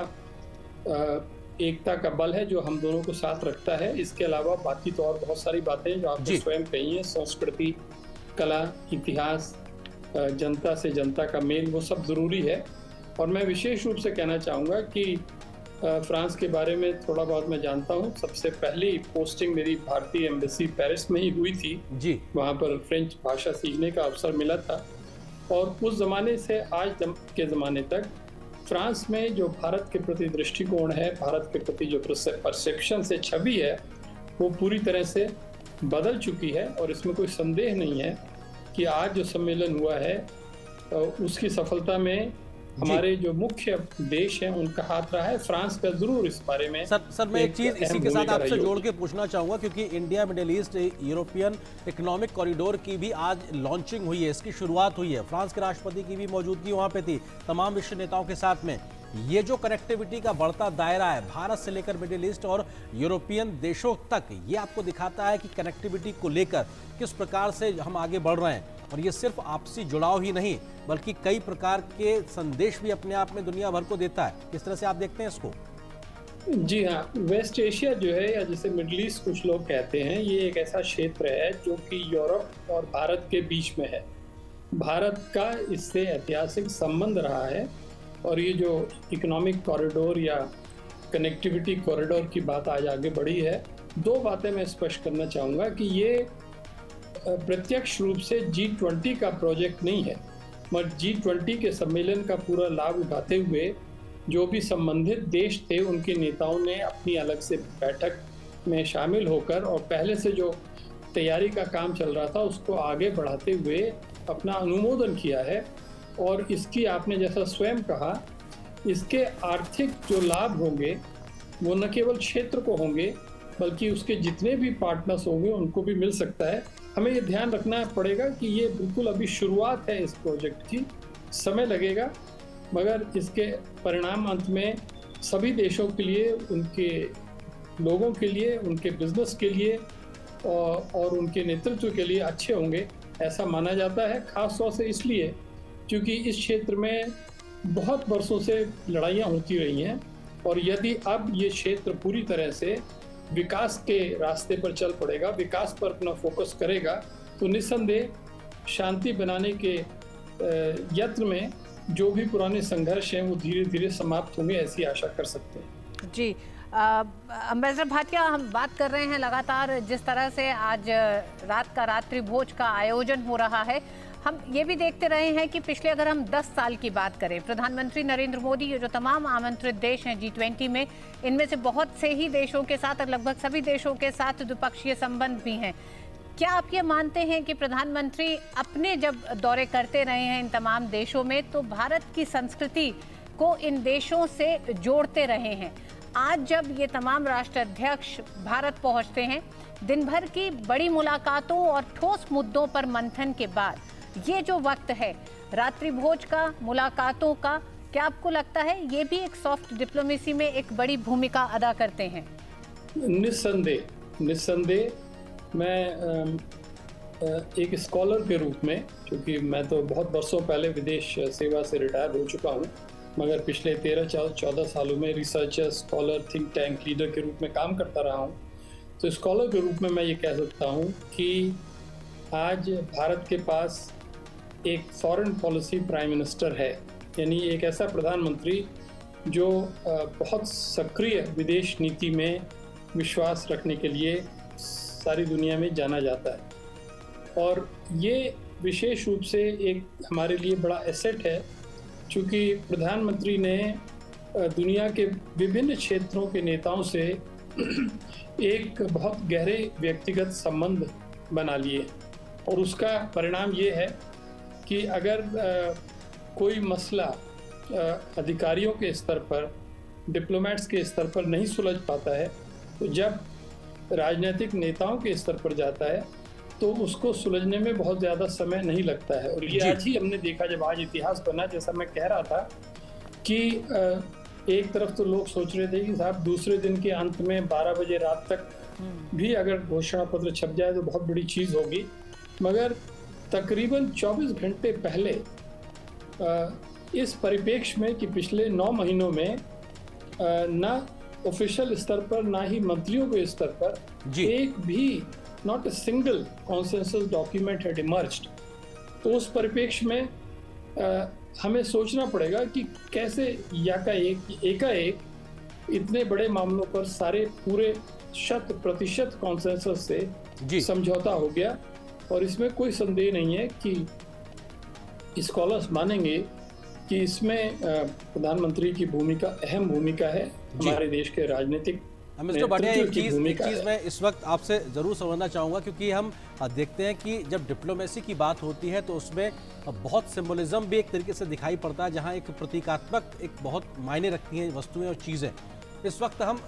रात्रि भोज का जिक्र कर रहे हैं, तो मेन्यू में खाने की मेज पर क्या क्या चीज़ें हो सकती हैं, इसको लेकर आपको लगता है कि भारत जिन बातों को आगे रखता रहा है, क्योंकि मिलेट्स की बात करते हैं हम, श्री अन्न की बात करते हैं, आपको लगता है कि ये तमाम चीज़ें भी कहीं ना कहीं उस मेज खाने की मेज पर होंगी जो भारत दुनिया के सामने रखना चाहेगा कि साहब ये भी समाधान है, अगर आप मिलेट्स के माध्यम से आगे बढ़ेंगे तो खाद्य सुरक्षा भी होगी, इसके अलावा आप पर्यावरण संतुलन भी बना सकते हैं। आप श्री अन्न के तरीके से भारत ने कैसी अपनी योजनाओं में इसको शामिल किया है, इसका भी एक संदेश हो सकता है। आपको लगता है कि ये तमाम चीज़ें कहीं ना कहीं शामिल हो सकती हैं? ये बहुत सारी नई बातें हैं जो कि हमारी डिप्लोमेटिक कंडक्ट में सामने आई हैं, और उसका मुख्य कारण मैं समझता हूँ यही है जो मुझे अभी 3-4 दिन पहले एक प्रश्न का उत्तर देते हुए विदेश मंत्री डॉक्टर एस जयशंकर ने स्वयं मुझे बताया था, और वो यही था कि जो हम देश में अपनी नीतियों का पालन कर रहे हैं उसी से जुड़कर हम विदेश नीतियों का पालन करें। यानी उदाहरण के रूप में यदि हम सामाजिक न्याय को लाने का भारत में प्रयत्न कर रहे हैं तो वही हम प्रयत्न बाहर भी करें, तो या जो हम चीज़ें जिसका हम कह रहे हैं या उपदेश दे रहे हैं उसको हम कार्यान्वित भी करें। तो मुझे मालूम है कि मीडिया का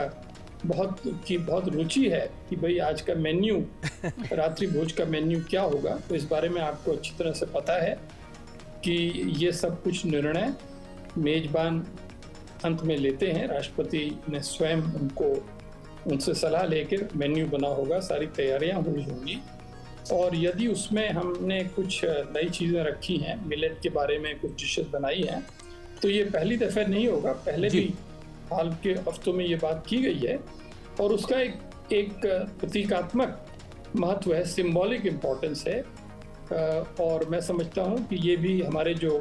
मेहमान हैं वो उसको अच्छी तरह से देखेंगे और समझेंगे। सर, अभी हमारे प्रधानमंत्री जब हाल के समय में अमेरिका गए थे तो हमने देखा था कि जब स्टेट डिनर के समय जो खाना परोसा गया था उसमें भारतीय रंग साफ तौर से दिखाई पड़ रहे थे, भारत के प्रतीकों को भी किस तरह से खूबसूरती से सहेजा गया था, क्योंकि एक मौका होता है कि आपको अपने आप को प्रदर्शित करने का, मेहमानों के सामने रखने का, और कैसे आपका एक डाइवर्स कल्चर है उसको भी कहीं ना कहीं समाहित करके आगे बढ़ने का। तो निश्चित तौर से ये भले ही खाने की मेज होगी, लेकिन उसके माध्यम से भी आप भारत की विविधता को शोकेस कर सके, बता सके कि साहब हमारे अंदर या हमारी जड़ों में इस प्रकार की एक मजबूती शामिल रही है, और उसका हम एक प्रदर्शन आपके सामने कर सकते हैं आपके खान पान के लिहाज से भी। हाँ, मैं इस बात का अनुमोदन करता हूँ, और दोनों तरफ से एक अगर अच्छा दृष्टिकोण रहे, मेज़बान की तरफ से और मेहमान की तरफ से, जो सत्कार करने वाला है उसकी तरफ से और जो अतिथि है उसकी तरफ से, चाहे वो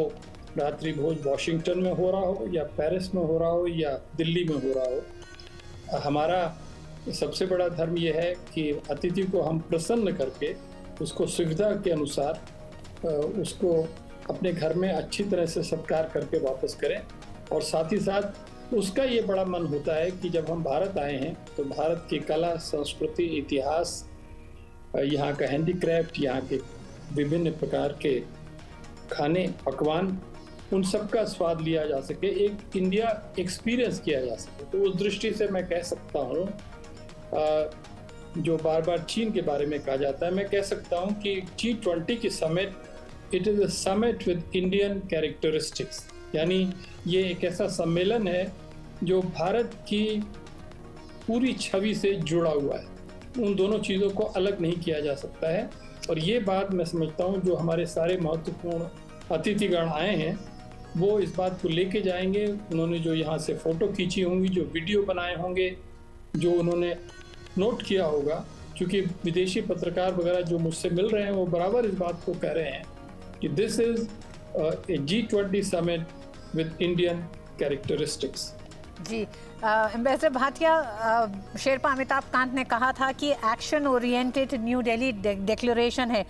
क्या आप मानते हैं कि जिस तरह से आप कह रहे हैं नया भारत, बदला भारत, मजबूत भारत, उसकी एक तस्वीर इस पूरे दिल्ली डिक्लेरेशन में भी दिखाई देगी? हम जानते हैं कि ये विश्व की आर्थिक समस्याओं के समाधान का मंच है G20। लेकिन बहुत साफ उन्होंने कहा कि 8 पैराग्राफ्स ऐसे हैं जिसमें जियोपॉलिटिकल इश्यूज को शामिल किया गया है, तो हम उसे नकार नहीं रहे हैं क्योंकि भू राजनीतिक परिस्थितियों का असर तमाम देशों की अर्थव्यवस्थाओं पर, आर्थिक परिस्थितियों पर सीधे पड़ता है। आपने बहुत अच्छी बात सामने रखी है। जो जियोपॉलिटिकल पैराग्राफ्स हैं, हम लोग उसका विशेष रूप से अध्ययन कर रहे हैं और करेंगे। संक्षेप में कहा जाए तो ये है कि बाली डिक्लेरेशन यानी पिछला शिखर सम्मेलन इंडोनेशिया में हुआ था, वहाँ पर 2 पैराग्राफ्स में इस बात को निपटा दिया गया था। उस समय स्थिति दूसरी थी, उस समय तक इतनी स्थिति गंभीर नहीं हुई थी जितनी अब हो गई है, और इसीलिए पिछले 9 महीनों में बराबर रूस और चीन ने ये बात सामने रखी थी कि हम बाली के पैराग्राफ्स को स्वीकार नहीं करेंगे, और इससे लोगों के मन में बड़ी शंका थी कि हमारी सफलता कितनी मिल पाएगी। और इस स्टेज पर आने पर मैं ये कह सकता हूँ कि भारत की डिप्लोमेटिक मशीन राजनीतिक नेतृत्व की गाइडेंस में जब काम करना शुरू किया, तो मुझे मालूम है कि सम्मेलन शुरू होने से पहले ही हमारे पास कई ड्राफ्टिंग ऑप्शंस थे, कई विकल्प थे, और अंत में जो सबको पसंद आया वो यही था, पहली बात कि आपके सामने जो समस्या है उसको चंद शब्दों में ना कहिए, उसके लिए आप थोड़े और शब्द ले लीजिए, यानी 2 पैराग्राफ से 8 पैराग्राफ पे चले जाइए। दूसरी बात खास तौर से ये कही गई कि जिस तरह से रूस को आलोचना की गई थी बाली में, उस चीज़ को निकाल दिया गया, मगर साथ ही साथ ये बात बराबर रखी कि यूक्रेन का मामला इस घोषणा पत्र में आना ज़रूरी है, इसलिए क्योंकि उसका असर, उसका प्रभाव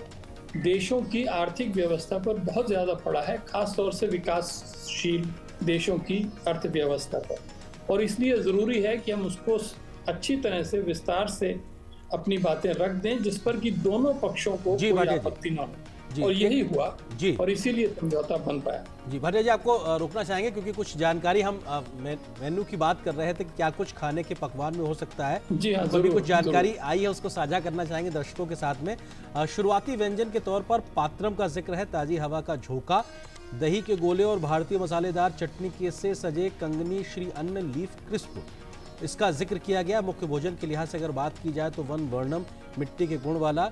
ये इस प्रकार के तमाम चीज़ें हैं जिसमें ग्लेट्स फॉरेस्ट मशरूम, कुटकी श्री अन्न क्रिस्प और करी पत्ते के साथ तैयार केरल लाल चावल के साथ परोसे गए कटहल गैलेट्स, यानी कि इस प्रकार के तमाम भारतीय व्यंजनों का भी एक तरीके से वहाँ पे प्रदर्शन होगा। और भारतीय रोटियों के लिहाज से बात की जाए तो मुंबई पाव का भी वहाँ पर परोसा जाएगा। कलौंजी के स्वाद वाले मुलायम एक तरीके से जो बनाए जाते हैं उसका एक तरीके से जिक्र रहेगा, और बाकर खानी को भी एक तरीके से परोसने की बात है। और ये मुख्य भोजन के लिहाज से बात है, इसमें इलायची के स्वाद वाली मीठी रोटी हुआ करती है, ये हमारे मेहमानों को परोसने की बात। साथ ही साथ मिष्ठान की अगर बात की जाए तो मधुरिमा स्वर्ण कलश का इसका नाम है, इस लिहाज से इसको परोसा जाएगा। इलायची की खुशबू वाला सांवा का हलवा, अंजीर, आड़ू, मुरब्बा और अम्बे मोहर राइस क्रिस्प के साथ में इसको तैयार किया जाता है। तो ये कहीं ना कहीं पकवानों की लिस्ट में है। पेय पदार्थ की बात की जाए तो कश्मीरी कहवा, फिल्टर कॉफ़ी और दार्जिलिंग की चाय, ये कहीं ना कहीं शामिल किया गया। ऋतु, हम जिस बात का जिक्र कर रहे थे कि भारत के तमाम राज्यों की विविधताओं को परोसते हुए कहीं ना कहीं खाने की मेज पर भी भारत की विविधता के दर्शन होंगे, तमाम चीज़ें सहेजी जाएंगी जिनको परोसा जाएगा मेहमानों को। निश्चित तौर से मेहमानों के लिहाज से भी इस बात का ख्याल रखा जाता है, राजीव जी बेहतर बता पाएंगे, लेकिन अपनी तरफ से मेज़बान क्या अतिरिक्त उनको परोसता है इस बात को भी दिखाया जाता है। और इसमें भारत की कोशिश क्या है, किन किन चीज़ों को समाहित किया गया, इसका प्रदर्शन कहीं ना कहीं रहेगा। मिस्टर भाटिया, G20 के पूरे इस सम्मेलन को, मतलब इसकी तैयारी से लेकर आज पहले दिन की शुरुआत रात्रि भोज में जिस तरह से अरेंद्र ने बताया कि खाने के लिए किन किन व्यंजनों को चुना गया है और तमाम तमाम राज्यों के व्यंजनों को चुना गया है, इसके लिए क्या आपको लगता है G20 के इस पूरे शिखर सम्मेलन को एक आम जनता के आयोजन के तौर पर भी इसे बनाया गया, संभ्रांत राष्ट्रों तक ही सीमित ना रख के? हम ये बात कह सकते हैं, क्योंकि मैंने ये आपसे स्वयं पहले कहा कि जो भारत की विविधताएं हैं हर क्षेत्र में, कला, संस्कृति, हैंडीक्राफ्ट, क्विजीन, आर्किटेक्चर, उन सबको देखते हुए हमारा यत्न यही रहा था, सरकार का यत्न यही रहा था कि जब बाहर से लोग आए, नेता आए, उन्हें भारत की जो डाइवर्सिटी है, भारत की जो वैरायटी है, उसका अनुभव करने का अवसर मिले। क्योंकि आखिर हम जानते हैं कि इतने बड़े नेता कभी कभी आते हैं और एक साथ तो मेरे ख्याल से बहुत बरसों पहले कभी आए हों तो आए हों, मगर निस्संदेह ये जो शिखर सम्मेलन है ये लिविंग मेमोरी में अपने आप में एक बड़ा सम्मेलन माना जाता है। और सबसे बड़ी चीज़ ये है कि हमने दोनों तरफ का ख्याल रखा है। एक तरफ जो भारत की सॉफ्ट पावर है वो पूरी तरह से शोकेस की गई है, दिखाई गई है, उसका प्रदर्शन किया गया है, जिसमें ये सारी बातें जो आप कह रहे हैं वो आ गई हैं। दूसरी तरफ जो भारत की इंटेलेक्चुअल और डिप्लोमेटिक पावर है, डेक्सटेरिटी है, चतुरता है, वो भी सामने आ गई है। सारे डिप्लोमेट्स भारत के और पत्रकार सारे इस बात को मानेंगे कि जिस तरह से हमारी टीम ने काम करके एक घोषणा पत्र बनाया वो बहुत अच्छी बात थी। और तीसरी जो सबसे बड़ी बात है कि जो इस समय भारत में राजनीतिक स्तर पर और जो सिविल सर्विस के स्तर पर जो समन्वय है, सामंजस्य है, वो निस्संदेह प्रशंसनीय है। आज आपने देखा प्रेस कॉन्फ्रेंस में भी ये बात सामने आई, किस तरह से दो मंत्री, सीनियर मंत्री बैठे हुए थे, विदेश मंत्री और वित्त मंत्री, और उनके साथ 3 या 4 जो मुख्य अफसर हैं, जिसमें कि शेरपा अमिताभ कांत शामिल थे, हर्ष श्रृंगला चीफ कोऑर्डिनेटर शामिल थे, और फाइनेंस सेक्रेटरी या department of economic affairs secretary शामिल थे। और बहुत अच्छी तरह से जो हमारी कहानी थी, जो हमारी स्टोरी थी कॉन्फ्रेंस की, उसको दर्शाया गया। तो देखिए, विदेश के नेता, विदेश के पत्रकार, विदेश के डिप्लोमेट्स, वहाँ से आए हुए दूसरे विजिटर्स,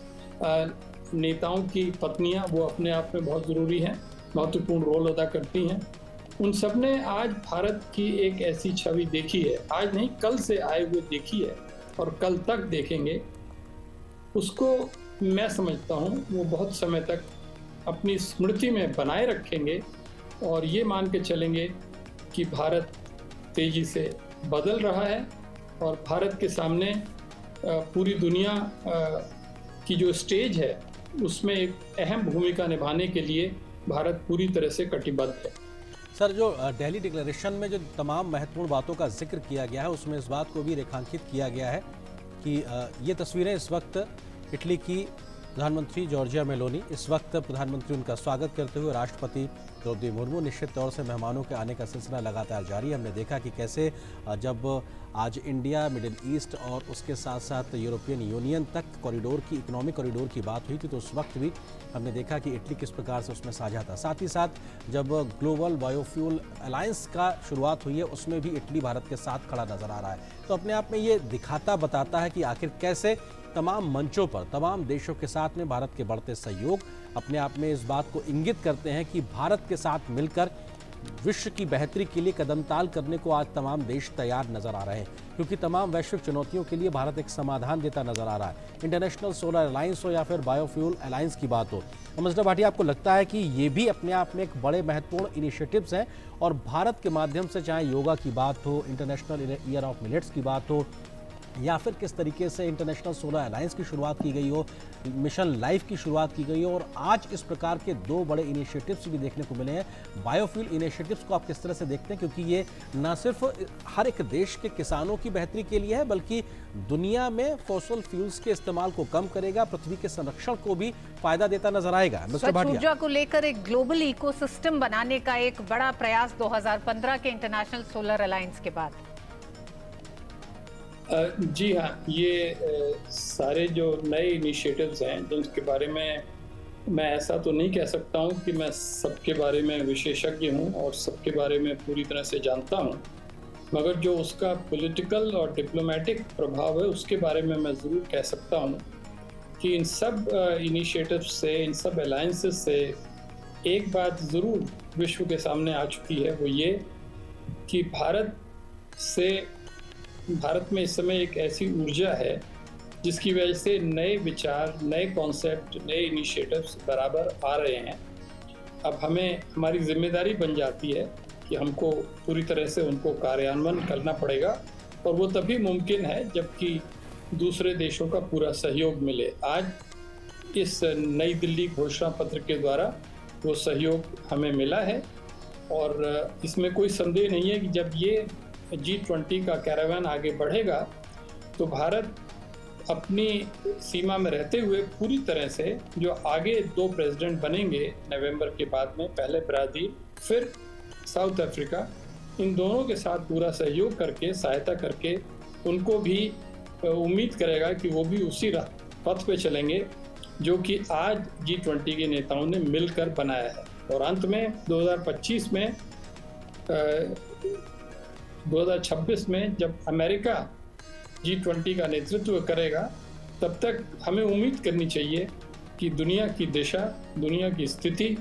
और दुनिया के सामने जो चुनौतियां हैं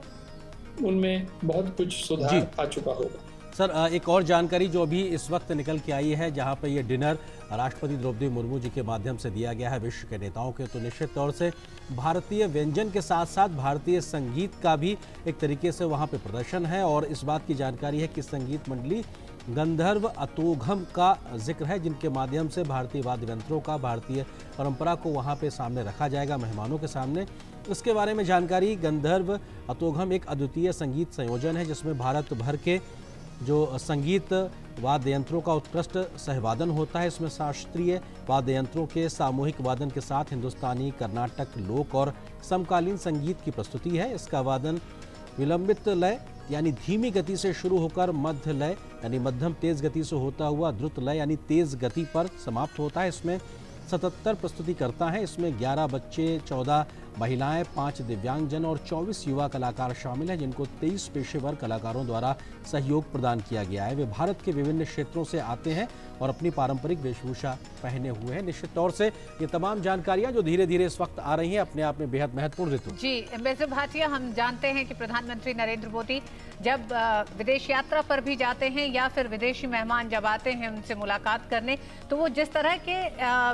उपहार को चुनते हैं उसमें भी भारत की संस्कृति, इतिहास की झलक होती है, उससे संबंधित होते हैं। तो निश्चित रूप से रात्रि भोज राष्ट्रपति ने दिया है जिसमें भारत की संस्कृति की, परंपरा की झलक जरूर होगी। जिस तरह से तमाम विदेशी मेहमानों के रुकने के लिए 5 स्टार होटल्स ने अपनी अपनी तैयारी की, अलग अलग मेन्यू तैयार किया था, अलग अलग थीम से उन लोगों का स्वागत किया था। कहीं एक तरह से तुलसी के उसके साथ उनको माला पहना के स्वागत किया गया। तो ये सारी चीज़ें हमें लगता है कि रात्रि भोज में भी ज़रूर किसी न किसी रूप में शामिल होंगी, जो यादगार बनाएंगी तमाम राष्ट्राध्यक्षों के लिए भी और उनके साथ जो उनकी पत्नियां आई हुई हैं उनके लिए भी। मैं पूरी तरह से सहमत हूं आपके साथ, और ये भी अपने सम्मेलन का एक बहुत महत्वपूर्ण पहलू है या अंग है। हमें हमेशा ध्यान रखना चाहिए कि नेताओं के साथ उनकी पत्नियां आई हुई हैं, कुछ नेता के साथ शायद उनके बच्चे भी आए हुए हैं, और फिर साथ ही साथ जो उनके प्रतिनिधिमंडल के वरिष्ठ सदस्य हैं, वो लोग भी अपने आप में बहुत महत्वपूर्ण भूमिका रखते हैं। आज जो मंत्री है, हो सकता है कल वही सीधी तस्वीरें इस वक्त अमेरिका के राष्ट्रपति जो बाइडेन इस वक्त पहुंचे हैं भारत मंडपम, और प्रधानमंत्री मोदी और राष्ट्रपति द्रौपदी मुर्मू के साथ में उनका स्वागत करते हुए। और निश्चित तौर से अमेरिका के राष्ट्रपति का ये दौरा बेहद महत्वपूर्ण, क्योंकि G20 के माध्यम से वैश्विक मसलों और मुद्दों पर कैसे मिलकर आगे बढ़ा जाए। अमेरिका के साथ भारत के बढ़ते संबंधों में हमने देखा है कि पीएम मोदी और राष्ट्रपति जो बाइडेन का अपने एक जो दोस्ती है, आपसी केमिस्ट्री है, उसका एक बड़ा रोल रहा है ऋतु। जी हाँ, और इस केमिस्ट्री की पहली झलक तब मिली जब राष्ट्रपति बाइडेन हवाई अड्डे पहुंचे भारत, और सीधे उसके बाद द्विपक्षीय वार्ता के लिए प्रधानमंत्री आवास पहुंचे। और वहां के वो जो दृश्य थे, 2 मजबूत लोकतंत्रों के एक साथ धमक करते हुए वो जो दृश्य थे, वो ये बताते थे कि किस तरह से आने वाले समय में वैश्विक चुनौतियों के हल की तरफ दोनों देश साथ चल रहे हैं। और हम इस समय देख रहे हैं जब प्रधानमंत्री नालंदा विश्वविद्यालय के बारे में राष्ट्रपति बाइडेन को बता रहे हैं। ये बताता भारत का इतिहास भी है, भारत पे जिस तरह के प्रहार हुए उसकी भी बात ये बताता है नालंदा विश्वविद्यालय का ये दृश्य। दुनिया के सबसे बड़े और सबसे पुराने लोकतंत्र के प्रमुख नेता इस वक्त खड़े हुए हैं और उनके बीच में इस बात की जानकारी को साझा करना। प्रधानमंत्री मोदी बता रहे हैं, भले ही आप दुनिया के सबसे पुराने लोकतंत्र हैं, लेकिन हमारी सदियों पुरानी लोकतांत्रिक जड़ें भी कहीं ना कहीं समाहित रही हैं इस प्रकार की व्यवस्थाओं में, तो निश्चित तौर से भारत आज जिन लोकतांत्रिक व्यवस्थाओं के माध्यम से दुनिया की वैश्विक व्यवस्थाओं को आगे बढ़ाने की बात करता है, उसके डीएनए में है, उसकी एक तरीके से जड़ों में है। और ये बात अपने आप में इस तस्वीर से भी ऋतु जाहिर होती है जब हम नालंदा की इस तस्वीर को बैकड्रॉप में देखते हैं, जहां पर प्रधानमंत्री इस बात का जिक्र करते हैं। हम शुक्रिया करेंगे राजीव भाटिया साहब का जो हमारे साथ जुड़े हुए थे, और संभवतः हमारे सहयोगी ऋतु इस वक्त जुड़ गए। अशोक श्रीवास्तव हमारे साथ जुड़ गए हैं। जी अशोक, आप भारत मंडपम में ही मौजूद हैं, राष्ट्रपति बाइडेन भी पहुंच चुके हैं, रात्रि भोज की तैयारियां भी हो चुकी हैं। चाहेंगे दर्शकों को पता चले कि किस तरह का माहौल, क्या दृश्य, क्या तैयारियां, क्या रात्रि भोज में क्या परोसा जाएगा और क्या क्या उपहार भी हो सकते हैं। देखिए ऋतु, यहाँ इस वक्त अगर मैं कहूँ तो भारत मंडपम में बहुत ही जो मौसम है वो बहुत ही इस वक्त खुश मिजाज है। ठंडी ठंडी हवाएं चल रही हैं और पूरा भारत मंडपम के दृश्य हम लगातार देख ही रहे हैं कि किस खूबसूरती से बाहर से लेकर अंदर तक इसको सजाया गया है। अब सवाल ये है कि जो तमाम मेहमान जो आ रहे हैं, दुनिया भर से मेहमान आ रहे हैं, जब ये भोजन के लिए बैठेंगे तो इनको क्या परोसा जाएगा, ये भी बड़ा इंटरेस्टिंग एक लोगों के जहन में उत्साह होगा। क्योंकि हमने बर्तनों की बहुत सारी अब तक कहानियां देखी थी, सोने और चांदी के जो पानी चढ़े हुए जो है वो उन बर्तनों में उनको परोसा जाएगा। इस तरह के बर्तन तो हमने सब सुने। जहाँ तक इस भोजन की बात है, भोजन का मेन्यू भी जो है वो बड़ा ही, इसको कह सकते हैं कि उसको बहुत ही रुचिकर तरीके से बनाया गया है। इसमें जो है इस भोजन के मेन्यू में भी वसुधैव कुटुंबकम, एक पृथ्वी एक परिवार एक भविष्य के जो थीम है, तो थीम के आधार पर इसको तैयार किया गया है। और इस मेन्यू कार्ड में जो ऊपर है शरद ऋतु का जिक्र किया गया है, क्योंकि इस वक्त जो है भले हम लोग दिल्ली में बैठकर कहते हैं कि हाँ ये क्लाइमेट चेंज का असर है, ये क्लाइमेट का जो संकट है उसके कारण है कि इस वक्त जो है जन्माष्टमी के बाद जैसी ठंडा मौसम होना चाहिए था वैसा मौसम जो है इस वक्त दिल्ली में नहीं है। लेकिन अगर हम ऋतुओं के चक्र के हिसाब से देखेंगे तो शरद ऋतु जो है उसकी शुरुआत हो चुकी है। तो बाकायदा इस मेन्यू कार्ड में बताया गया है कि शरद ऋतु के हिसाब से जो भोजन है उसको तैयार किया गया है, क्योंकि भारत में ऋतुओं के हिसाब से जो है भोजन को खाने की परंपरा रही है, उसी हिसाब से। और इस पूरे मेन्यू में आप देखेंगे तो इसमें पूरे भारत की एक तरह की झलक मिलती है। लेकिन इंटरेस्टिंग बात क्या वो भी मैं आपको बताऊं, और उससे पहले बताऊं कि अगर यहाँ पर पीने के लिए क्या है, अगर वहां से मैं शुरू करूं तो कश्मीर का कहवा है, कश्मीरी कहवा है, और दार्जिलिंग की चाय। अब आप देखिए कि एक भारत श्रेष्ठ भारत की हम बात करते हैं, तो कश्मीर का कहवा है और दार्जिलिंग की चाय है जो यहाँ मेहमानों को परोसी जाएगी, साथ में जो है कॉफी होगी। जहाँ तक खाने की बात है तो जो शुरुआती व्यंजन में जो है उसको नाम दिया गया है ताजी हवा का झोंका। मतलब बहुत इंटरेस्टिंग नाम दिए गए हैं। ताजी हवा का झोंका जो स्टार्टर होते हैं उसमें दही के गोले यानी दही बल्ले होंगे, उसमें दही के गोले और भारतीय मसालेदार चटनी में जिक्र किया गया है, क्योंकि भारत के मसाले की जो है बात से बड़ी इंटरेस्टिंग होती है। तो भारतीय मसाले की चटनी से सजे कंगनी श्री अन्न लीफ क्रिस्प। तो देखिए कि जो श्री अन्न है जिसकी हम बात कर रहे हैं, मिलेट्स की बात कर रहे हैं, वो पूरे इस जो मेन्यू है उसमें आपको दिखाई देगा। और इसी तरह से जो भोजन में भी इसी तरह की चीजें हैं। केरल का लाल चावल है,